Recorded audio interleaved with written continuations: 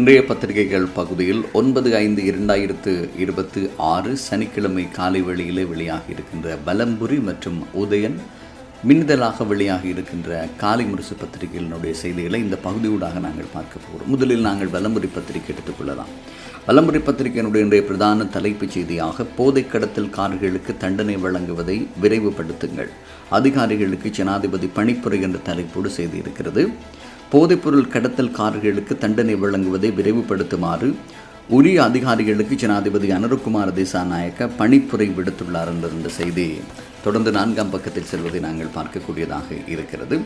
அந்த செய்தியை நாங்கள் தொடர்ந்து அவதானிக்கும் போது, ஜனாதிபதி அலுவலகத்தில் நேற்று முன்தினம் நடைபெற்ற முழு நாடுமே ஒன்றாக தேசிய செயற்பாட்டு சபையின் கூட்டத்திலேயே அவர் இதனை வலியுறுத்தி இருக்கிறார்.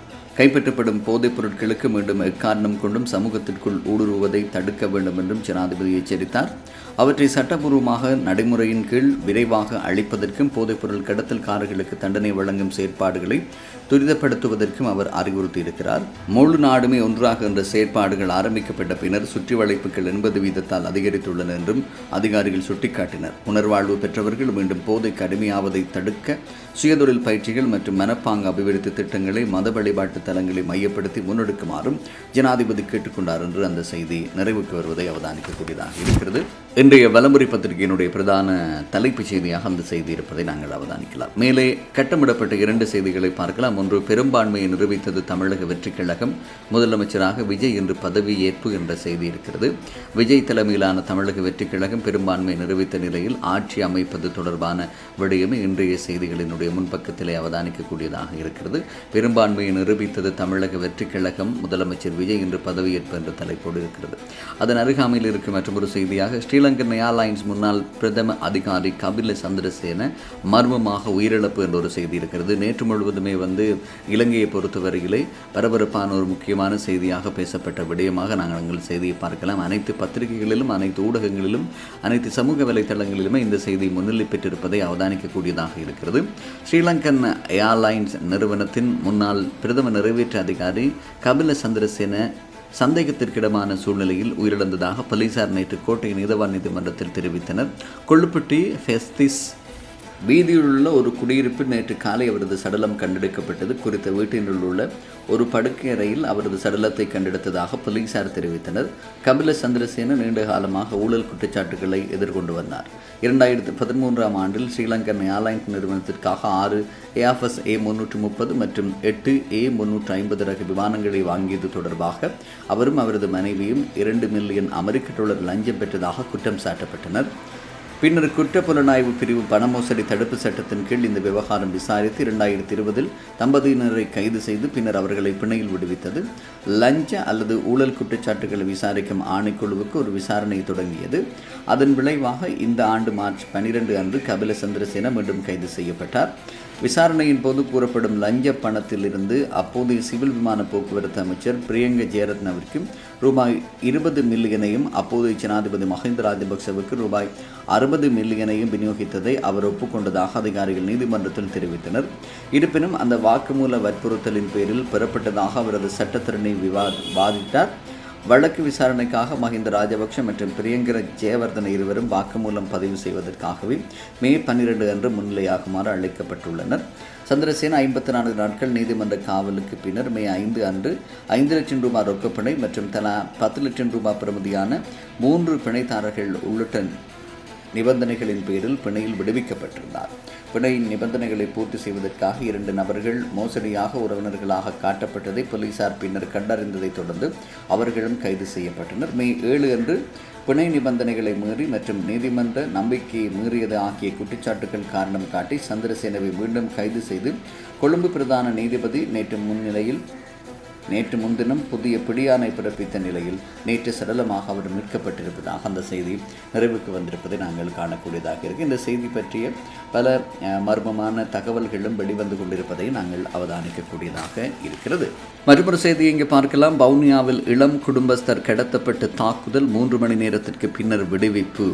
வவுனியாவில் இளம் குடும்பஸ்தர் ஒருவர் கடத்தப்பட்டு தாக்கப்பட்டதுடன் 3 மணி நேரத்திற்கு பின்னர் விடுவிக்கப்பட்ட சம்பவம் ஒன்று இடம்பெற்றுள்ளது. குறித்த நபர் வவுனியாவிலிருந்து யாழ்ப்பாணம் செல்வதற்காக நேற்று முன்தினம் பிற்பகல் 3 மணியளவில் பேருந்து ஒன்றில் ஏறிய தொலைபேசியில் உரையாடி கொண்டிருந்த போது முச்சக்கர வண்டி சாரதி ஒருவர் அவரது கைத்தொலைபேசியை பறித்து கொண்டு பேருந்தில் இருந்து கீழே இறங்கியுள்ளார்.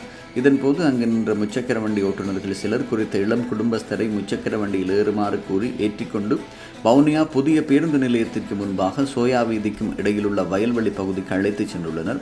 அங்கு தன்னை தாக்கியதுடன் அவர்களால் எழுதப்பட்ட கடிதம் ஒன்றில் கையொப்பமும் பெற்றதாகவும் தொலைபேசியில் இருந்த சில ஆவணங்களும் அளிக்கப்பட்டுள்ளதாகவும் அதன் பின்னர் மாலை 6:30 தன்னை விடுவித்ததாகவும் பாதிக்கப்பட்டவர் தெரிவித்திருக்கிறார். இந்த சம்பவம் தொடர்பில் வவுனியா போலீசார் மேலதிக விசாரணைகளை முன்னெடுத்து வருவதாக அந்த செய்தியை நாங்கள் பார்க்கலாம். முன்பக்கத்தில் இடம் பிடித்திருக்கும் மற்றொரு செய்தியாக KKS நாகப்பட்டினம் பயணிகள் கப்பல் சேவை இன்று ரத்து என்கின்ற ஒரு செய்தி இருக்கிறது. யாழ்ப்பாணம் காங்கேசந்துறைக்கும் நாகப்பட்டினத்திற்கும் இடையிலான கப்பல் சேவை சீரற்ற காலநிலை காரணமாக இன்று ரத்து செய்யப்படுவதான தகவல் தான் அந்த தகவல். அதேபோன்று நீண்ட நாட்களுக்கு பின்னர் யாழ்குடா நாட்டில் கொட்டி தீர்த்த மழை என்ற செய்தி இருக்கிறது. புகைப்படத்தோடு நேற்றைய தினம் யாழ்ப்பாணத்தில் மழை கொட்டி தீர்த்தது. அந்த விடயத்தை தான் இன்றைய வலம்புரி பத்திரிகை முன்னிலைப்படுத்தி இருக்கிறது. யாழ்ப்பாண குடா நாட்டில் கடந்த சில வாரங்களாக நிலவி வந்த கடும் வெப்பமான காலநிலை மாற்றம் பெற்று நேற்றைய தினம் மழை பெய்திருப்பதான செய்தியாக அந்த செய்தியை பார்க்கிறோம். யாழில் மழை காரணமாக செம்மணி அகழ்வு பணி பாதிப்பு என்ற ஒரு செய்தி இருக்கிறது. யாழ்ப்பாணத்தில் நேற்று வெள்ளிக்கிழமை திடீரென பெய்த மழை காரணமாக செம்மணி புதைகுழி அகழ்வு பணிகள் பாதிக்கப்பட்டன. புதைகுழி பகுதிக்குள் வெள்ள நீர் தேங்கியமையினால் நல்லூர் பிரதேச சபையின் கெலிபவுசர் மூலம் வெள்ள நீர் வெளியேற்றும் நடவடிக்கைகள் முன்னெடுக்கப்பட்டதாக அந்த செய்தி இருக்கிறது. இந்த செய்தியை நாங்கள் விரிவாக காலை முரசு பத்திரிகையிலே பார்க்கலாம். அடுத்த செய்திக்கு செல்லும்போது யாழ் தேவி ரயில் சேவை வாரத்தில் 3 நாட்கள் சேவையில் ஈடுபட தீர்மானம் என்ற ஒரு செய்தி இருக்கிறது. யாழ் தேவி புகையிரத சேவையானது வாரத்தில் 3 நாட்கள் சேவையில் ஈடுபட தீர்மானிக்கப்பட்டுள்ளது. தற்போது இடம்பெற்று வரும் சேவை மேலதிகமாக வாரத்தில் திங்கள், புதன், வெள்ளிக்கிழமை ஆகிய 3 தினங்களும் கொழும்பிலிருந்து காங்கேசந்துறை வரை சேவையில் ஈடுபட இருப்பதாக அந்த செய்தி இருக்கிறது. தகன மேடையை உடைத்து மனித எலும்புகளை மீட்க நடவடிக்கை, சட்டத்தரணி VS நிரஞ்சன் என்ற தலைப்போடு இருக்கிறது. செம்மணி மனித புதைகுழியின் 3ஆம் கட்ட அகழ்வு பணிகளின் போது சித்துப்பாத்தி இந்து மயானத்தின் எரிதகன மேடைக்கு அடியில் மனித எலும்பு தொகுதி ஒன்று கண்டெடுக்கப்பட்டுள்ள நிலையில் இதனை முழுமையாக மீட்பதற்கான நடவடிக்கைகளின் போதுதான் இந்த தகன மேடையை உடைத்து மனித எலும்புகளை மீட்க நடவடிக்கை எடுக்கப்படுவதாக சட்டத்தரணி VS நிரஞ்சன் தெரிவித்திருக்கின்ற கருத்தை நாங்கள் பார்க்கலாம். இது இன்றைய வலம்புரி பத்திரிகையினுடைய முன்பக்கத்தில் இடம் பிடித்திருக்க முக்கியமான செய்திகளாக நாங்கள் அவதானிக்கக்கூடியதாக இருக்கிறது. அடுத்து நாங்கள் உதயன் பத்திரிகையினுடைய செய்திகள் பக்கம் செல்லலாம்.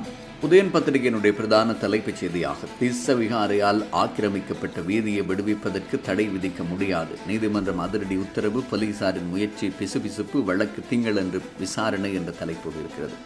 தையிட்டி திஸ்ஸ விகாரைக்காக ஆக்கிரமிக்கப்பட்டுள்ள பவானி வீதியை விடுவிப்பதற்கு பிரதேச சபை நடவடிக்கை எடுத்து வரும் நிலையில் அந்த முயற்சிக்கு தடை விதிக்குமாறு போலீசாரால் விடுக்கப்பட்ட கோரிக்கையை ஏற்பதற்கு நீதிமன்றம் மறுப்பு தெரிவித்திருப்பதாகவே அந்த பிரதான தலைப்புச் செய்தி இருக்கிறது. அந்த செய்தியை நாங்கள் சற்று விரிவாக பார்க்கலாம். தையிட்டி திஸ்ஸ விகாரைக்காக ஆக்கிரமிக்கப்பட்ட காணிகளில் அண்மையில் அளவீட்டு பணிகள் இடம்பெறவிருந்தது. காணிகளின் உரிமையாளர்கள் அந்த முயற்சிக்கு ஒத்துழைப்பு வழங்காத போதிலும் விகாரைக்காக ஆக்கிரமிக்கப்பட்டுள்ள பவானி வீதியை தவிசாளர் சுகிர்தன் அடையாளம் காட்டியிருந்தார். இதையடுத்து அந்த வீதியை இடைமறித்து அமைக்கப்பட்டுள்ள எல்லையை நாளை மறுதினத்திற்குள் அகற்றுமாறும், இல்லையில் பிரதேச சபை அந்த எல்லையை அகற்றும் என்றும் வலிகாமம் வடக்கு பிரதேச சபை தவிசாளர் சோமசுந்தரன் சுகிர்தனால் தையிட்டி திஸ்ஸ விகாரை ஜிந்தோட்டன் அந்தராம தேரருக்கு கடிதம் அனுப்பப்பட்டது. பிரதேச சபையின் இந்த நடவடிக்கைக்கு எதிராக தையிட்டி விகாராதிபதி போலீசாரிடம் முறைப்பாடு வழங்கியிருந்தார். அந்த முறைப்பாட்டிற்கு அமையவே தையிட்டி திஸ்ஸ விகாரைக்காக ஆக்கிரமிக்கப்பட்டுள்ள பவானி வீதியை விடுவிப்பதற்கு பிரதேச சபை நடவடிக்கை எடுத்து வரும் நடவடிக்கைக்கு தடை விதிக்குமாறு போலீசார் நீதிமன்றத்தை நாடியுள்ளனர். எனினும் போலீசாரின் சமர்ப்பணத்தை மட்டும் அடிப்படையாக வைத்து தீர்ப்பு வழங்குவதற்கு நீதிமன்றம் திட்டவட்டமாக மறுத்துள்ளது. இந்த விடயத்தில் வலிவடக்கு பிரதேச சபை தவிசாளர் சுகிர்தனையும் வலிவடக்கு பிரதேச செயலாளரையும் நாளை மறுதினம் திங்கட்கிழமை முன்னிலையாகுமாறு நீதிமன்றம் அறிவுறுத்தல் வழங்கியுள்ளது. வலிவடக்கு பிரதேச சபை தவிசாளர் சுகிர்தனின் சார்பில் சட்டத்தரணி சுமந்திரன் முன்னிலையாக உள்ளார் என்றும் தெரிய வருகிறது. தையிட்டி திஸ்ஸ விகாரைக்காக ஆக்கிரமிக்கப்பட்டுள்ள காணிகளுக்கு குறுக்காகவே பவானி வீதி அமைக்கப்பட்டுள்ளது.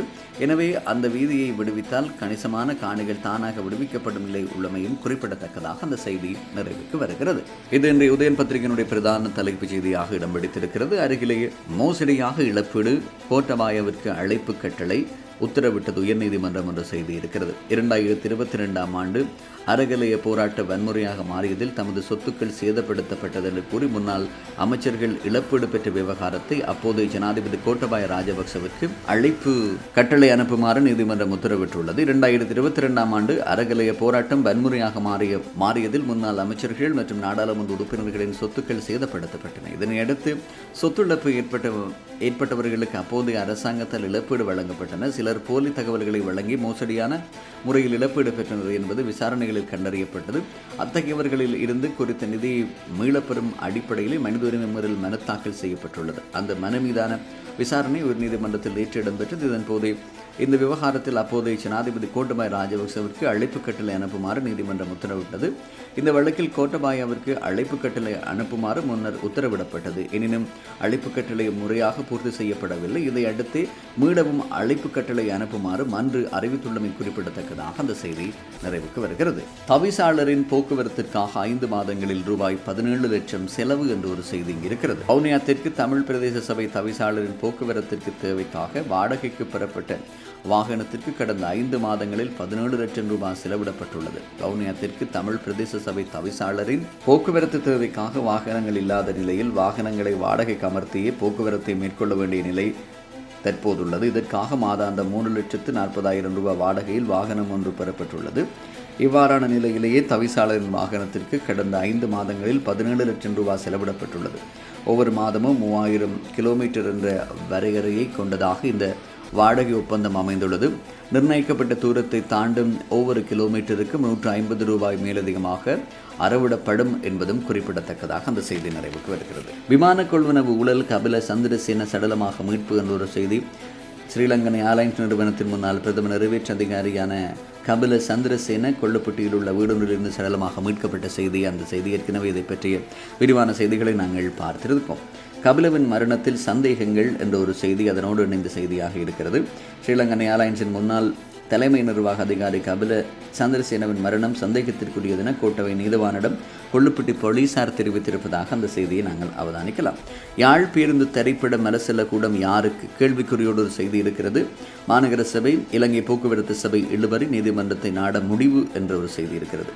யாழ்ப்பாணம் மத்திய பேருந்து நிலையத்தில் அமைக்கப்பட்டுள்ள மலசல கூடத்தை அடிப்படையாக வைத்து யாழ்ப்பாணம் மாநகர சபைக்கும் இலங்கை போக்குவரத்து சபை திணைக்களத்திற்கும் இடையிலே கருத்து மோதல்கள் ஏற்பட்டுள்ள நிலையில் இந்த விடயத்தில் நீதிமன்றத்தை நாடுவதற்காக தீர்மானிக்கப்பட்டிருப்பதாக அந்த செய்தி இருக்கிறது. இவை இன்றைய உதயன் பத்திரிகையினுடைய முன்பக்கத்தின் செய்திகளாக நாங்கள் அவதானிக்கலாம். அடுத்து காலிமுரசு பத்திரிகையினுடைய செய்திகளை பார்க்கலாம். மின்னிதழாக வெளியாக இருக்கின்ற காலிமுரசு பத்திரிகையினுடைய பிரதான தலைப்புச் செய்தியாக யூனில் மீண்டும் ரணில் அரசியல் களம் அதிரும், ஹரின் பெர்னாண்டோ அதிரடி அறிவிப்பு என்ற ஒரு செய்தி இருக்கிறது. முன்னாள் ஜனாதிபதி ரணில் விக்ரமசிங்கவை எதிர்வரும் ஜூன் மாதம் மீண்டும் தீவிர அரசியலுக்கு கொண்டுவர உள்ளதாகவும் அதன் பின்னர் நாட்டில் அரசியல் களத்தில் பாரிய திருப்பங்கள் ஏற்படும் என்றும் ஐக்கிய தேசிய கட்சியின் பிரதி பொதுச் செயலாளரும் முன்னாள் அமைச்சருமான ஹரின் பெர்னாண்டோ தெரிவித்திருந்தார் என்று இன்றைய காலிமுரசு பத்திரிகையினுடைய பிரதான தலைப்புச் செய்தியிலே அவதானிக்கக்கூடியதாக இருக்கிறது. அடுத்த செய்தியாக ரூபாய் 30 லட்சம் லஞ்சம் வாங்கிய குருநாகல் பிரதி மேயர் சிக்கினார். தேசிய மக்கள் சக்தி நிர்வாகத்தில் அழுக்கான ஊழல் என்ற தலைப்போடு அந்த செய்தி இருக்கிறது.